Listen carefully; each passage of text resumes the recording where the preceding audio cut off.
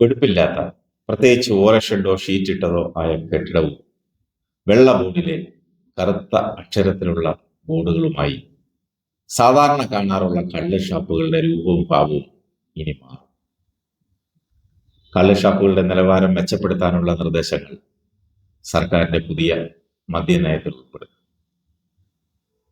ശുദ്ധമായ കള്ളിന്റെ ലഭ്യത ഉറപ്പാക്കുക, ഷാപ്പുകളുടെ അന്തരീക്ഷം സൗഹൃദപരമാക്കുക, തൊഴിലാളികളുടെ സുരക്ഷിതത്വം അത് ഉറപ്പാക്കുക, ഷാപ്പുകളുടെ കെട്ടും മട്ടും മാറ്റുക തുടങ്ങിയവയാണ് എക്സൈസ് മന്ത്രി എം ലിജുവിന്റെ പദ്ധതികൾ. ഇത് നടപ്പിലാക്കുന്നത് സംബന്ധിച്ച് ഉന്നതതല ചർച്ചകൾ നടത്തി വരികയാണ്. കള്ള് ഷാപ്പുകളുടെ ദൂരപരിധി കുറയ്ക്കണമെന്ന ലൈസൻസുകളുടെ ആവശ്യവും ഇത്തവണ പരിഗണിച്ചേക്കും. കേരള അബ്കാരി നിയമപ്രകാരം 400 മീറ്ററാണ് ഷാപ്പുകളുടെ ദൂരപരിധി. ആരാധനാലയങ്ങൾ, വിദ്യാഭ്യാസ സ്ഥാപനങ്ങൾ, പട്ടികജാതി പട്ടികവർഗ ഉന്നതികൾ, ശ്മശാനങ്ങൾ ഇവയൊക്കെ പരിഗണിച്ചാണ്. വിദേശ മദ്യ ചില്ലറ വിൽപ്പനശാലകൾക്കും 3 സ്റ്റാർ ബാറുകൾക്കും ഇത് 200 മീറ്ററും 4 സ്റ്റാറിന് മുകളിലേക്കുള്ള ബാറുകൾക്ക് 50 മീറ്ററുമാണ് ഇപ്പോൾ ദൂരപരിധി നിശ്ചയിച്ചിരിക്കുന്നത്. ദൂരപരിധി കുറയ്ക്കാൻ ഷാപ്പ് പ്രവർത്തിക്കുന്ന കെട്ടിടങ്ങളുടെ നിലവാരവും പരിസരവും മെച്ചപ്പെടണം. ജീവനക്കാരുടെ രീതികളിലും കാലാനുസൃതമായ മാറ്റം വേണം. ചെത്തുന്ന തെങ്ങുകളുടെ എണ്ണവും ഉൽപ്പാദിപ്പിക്കുന്ന കള്ളിന്റെ അളവും പൊരുത്തപ്പെടുന്നില്ല എന്ന വിഷയം പ്രധാനമാണ്. ഒരു തെങ്ങിൽ നിന്ന് ദിവസം 2 ലിറ്റർ കള്ള് എന്നതാണ് സർക്കാർ കണക്ക്. എന്നാൽ പുതിയ ഇനത്തിലെ തെങ്ങിൽ നിന്ന് 5 ലിറ്റർ കള്ള് വരെ കിട്ടുന്നുണ്ട്.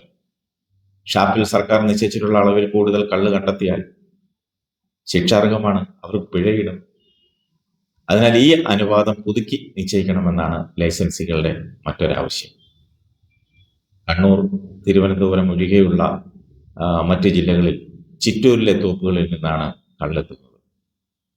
ചിറ്റൂർ സർക്കിളിന് കീഴിലുള്ള 1275 തോപ്പുകളിലെ 1,11,827 തെങ്ങുകളിൽ നിന്നും 2,23,684 ലിറ്റർ കള്ള് ഉൽപ്പാദിപ്പിക്കാനാണ് എക്സൈസ് പെർമിറ്റ് നൽകിയിട്ടുള്ളത്. ഇത് വിശദമായി പരിശോധിക്കും. കേരളത്തിലെ ജനങ്ങൾ കുടിക്കുന്നത് ശുദ്ധമായ കള്ളാണെന്ന് ഉറപ്പുവരുത്തുവാനുള്ള ഉത്തരവാദിത്വം സർക്കാരിനുണ്ട്. കള്ള് കുടിക്കാൻ മാത്രമല്ല, നല്ല രുചികരമായ ഭക്ഷണം കഴിക്കാനും ഇപ്പോൾ കുടുംബസമേതം കള്ള് ഷാപ്പിൽ കയറുന്ന ഒരു പ്രവണത നമ്മുടെ നാട്ടിലുണ്ട്.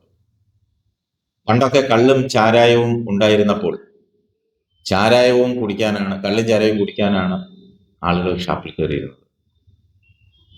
ആ സംഭവങ്ങളൊക്കെ പാടെ മാറി. ഇപ്പോൾ നല്ല മീൻകറിയും ഇറച്ചിക്കറികളും കപ്പയും ഊണുമൊക്കെയായി പഴയ കള്ള് ഷാപ്പ് ശൈലി തന്നെ മാറിയിരിക്കും. വഴിയോരങ്ങളിൽ നമുക്ക് കാണാൻ സാധിക്കും ദീർഘദൂര യാത്രക്കാരൊക്കെ വാഹനം നിർത്തി ഭക്ഷണം കഴിക്കാൻ കള്ള് ഷാപ്പുകളിൽ കയറുന്നത്. പണ്ടൊക്കെ ഒളിച്ചും പാത്തും തലയും മുണ്ടുവിട്ടും പതുങ്ങിയും പാത്തും ഒക്കെ കള്ള് ഷാപ്പുകളിൽ കയറിയിരുന്നത് ഇപ്പോൾ തലയുയർത്തി വലിയ ഗമയിലാണ് ഷാപ്പുകളിൽ ആഹാരം കഴിക്കാൻ കയറുന്നത്. ചുരുക്കം പറഞ്ഞാൽ പഴയ ഷാപ്പല്ല പുതിയ ഷാപ്പ്.